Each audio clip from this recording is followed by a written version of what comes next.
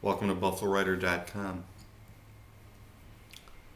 My father liked to read, and the books he most liked to read were the free books he got whenever he signed up for some Book of the Month Club type operation that was very popular in those days, in the 50s.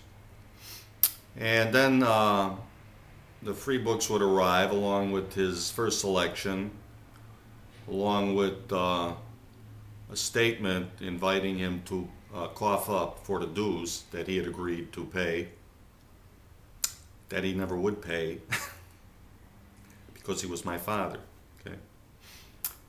But one day I saw this book on the coffee table, a copy of From Here to Eternity, that was a huge bestseller at this time, and I picked it up and went into my room and started to read.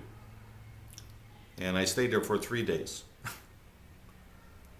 And when I emerged, my head was spinning.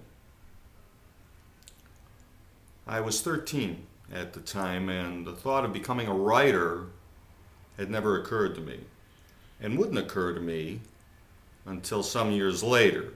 But it may have been at this time and by this book that the seed was first planted. The writer of From Here to Eternity was James Jones, that guy. And there's an interesting story behind the book. You can read all about it on the website, on the archives page. The archives page. And I'm going to read an excerpt from that. Jones grew up in a small town in Illinois, Robinson, Illinois.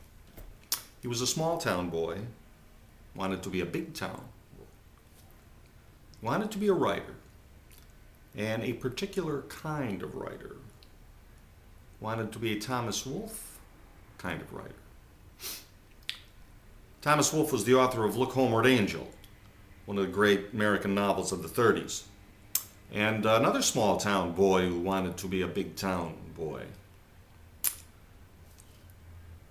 Jones was self-taught as a writer. He never attended college.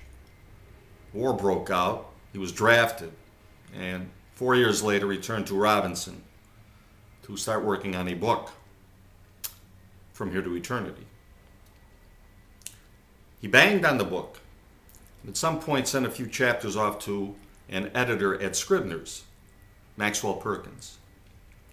Maxwell Perkins was the editor of Thomas Wolfe, also Hemingway, and a legend in the publishing business. Jones had never met Perkins, had never corresponded with Perkins, had never talked to Perkins on the phone.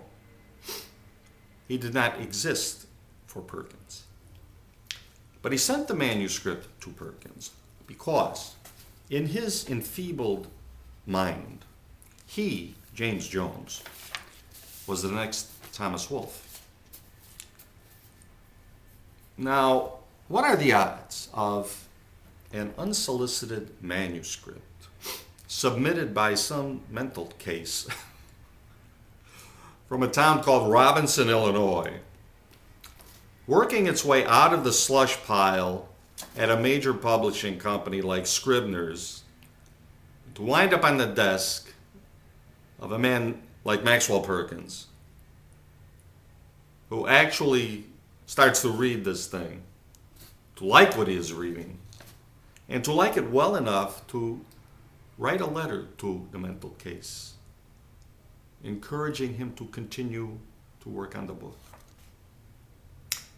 The odds are high, astronomical. But there you have it. The book got finished. An amazing book. Flawed in ways, badly overwritten in parts. But it had the one thing that no other thing can substitute for. That irresistible thing that grabs the reader, keeps him glued to the page. It had that power. Started this book, all 300,000 words. And once started, you finished it. And the timing was right. The war was still fresh in everyone's mind. And the publishers were desperate to get their hooks into the writer of the great novel of World War II. The blockbuster they knew was out there being written at that very moment. That book was From Here to Eternity. There's a famous picture of Jones in front of Scribner's bookstore on Fifth Avenue in New York. The mental case from Robinson, Illinois.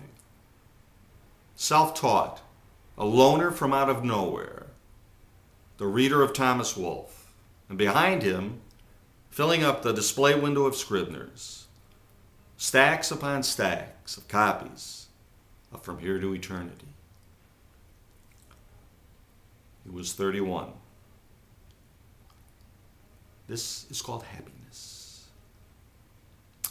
That's the excerpt. Please read the rest of the story, and thank you for watching. I'll see you in a couple of weeks.